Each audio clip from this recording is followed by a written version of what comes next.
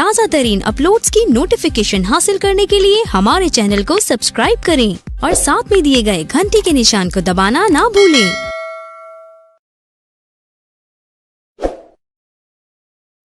श्री पुत्रदा एकादशी महात्म। श्रावण मास के शुक्ल पक्ष की एकादशी। श्री धर्मराज युधिष्ठिर बोले कि हे भगवान, अब आप मुझे श्रावण मास के शुक्ल पक्ष की एकादशी की कथा सुनाइए। इस एकादशी का क्या नाम है तथा इसकी विधि क्या है? श्री मधुसूदन बोले कि हे राजन, अब आप शांति पूर्वक श्रावण मास के शुक्ल पक्ष की एकादशी की कथा सुनिए। इस कथा के श्रवण मात्र से ही वाजपेय यज्ञ का फल मिलता है। द्वापर युग के प्रारंभ में महिष्मती नाम की नगरी थी। उस नगरी में महाजित नाम का एक राजा राज्य करता था। वह पुत्रहीन था, इसलिए वह सदैव दुखी रहता था। उसे वह राज्य कष्टदायक प्रतीत होता था, क्योंकि पुत्र के बिना इस लोक और परलोक दोनों में सुख नहीं है। राजा ने पुत्र की प्राप्ति के बहुत यत्न किए, परंतु वह निष्फल गए। जब वह राजा वृद्ध होने लगा तो उसकी चिंता भी बढ़ने लगी। एक दिन उसने प्रजा को संबोधन करके कहा कि ना तो मैंने अपने जीवन में पाप किया है और न अन्याय पूर्वक प्रजा से धन ही एकत्रित किया है। न मैंने कभी देवता और ब्राह्मणों को धन छीना है और न किसी की धरोहर ही मारी। मैंने प्रजा को सदैव पुत्र की तरह पाला है, कभी किसी से राग द्वेष नहीं किया, सबको समान माना। इस प्रकार धर्मयुक्त राज्य करने पर भी मैं इस समय महान दुख पा रहा हूँ। सो क्या कारण है? मेरी कुछ समझ में नहीं आ रहा है। राजा महिजित की इस बात को विचारने के लिए मंत्री आदि वन को गए। वहां वन में जाकर उन्होंने बड़े-बड़े ऋषि मुनियों के दर्शन किए।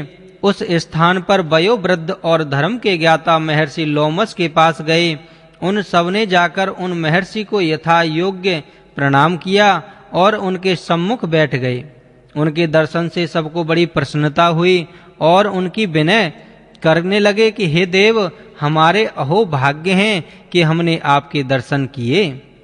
इस पर लोमस ऋषि बोले, हे मंत्रीगण, आप लोगों की विनय और आपके सद्व्यवहार से मैं अत्यंत प्रसन्न हूँ। आप मुझे अपने आने का कारण बतलाइए।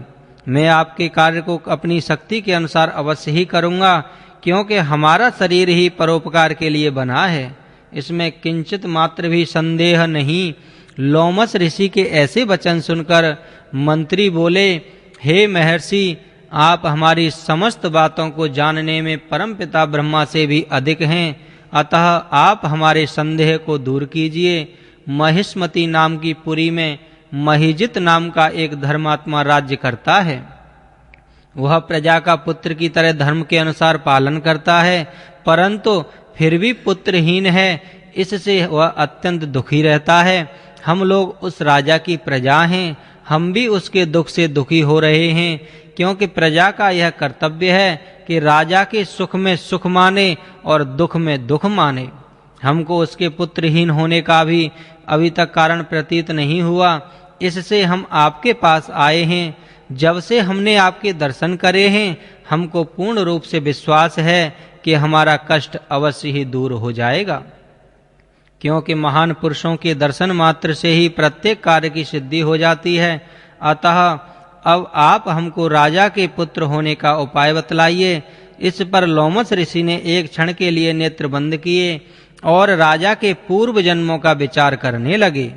वह विचार करके बोले कि हे श्रेष्ठ पुरुषों, यह राजा पिछले जन्म में अत्यंत निर्लज्ज था तथा बुरे कर्म किया करता था।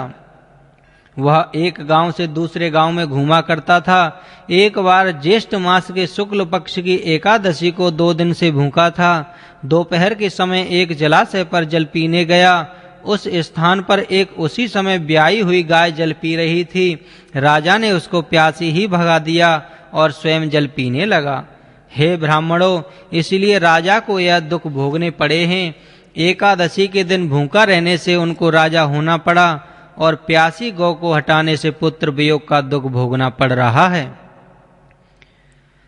इस पर सब लोग बोले कि हे महर्षि, शास्त्रों में ऐसा लिखा है कि पुण्य से पाप नष्ट हो जाते हैं, इसीलिए कृपया करके आप राजा के पूर्व जन्म के पाप नष्ट होने का उपाय बतलाइए, क्योंकि उस पाप के क्षय होने से पुत्र रत्न की उत्पत्ति होती।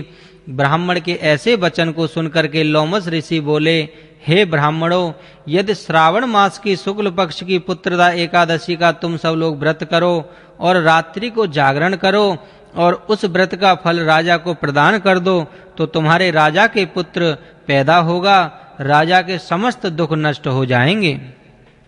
मंत्रियों सहित समस्त प्रजा महर्षि लोमस ऋषि के वाक्यों को सुनकर प्रसन्नता पूर्वक अपने नगर को वापस आए। उस सब लोगों ने श्रावण मास के शुक्ल पक्ष की पुत्रदा एकादशी को लोमस ऋषि की आज्ञा अनुसार विधि पूर्वक व्रत किया और द्वादशी को उसका फल राजा को दिया।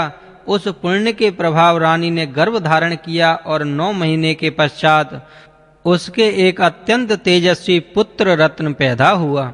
हे राजन, इसीलिए इस एकादशी का नाम पुत्रदा पड़ा।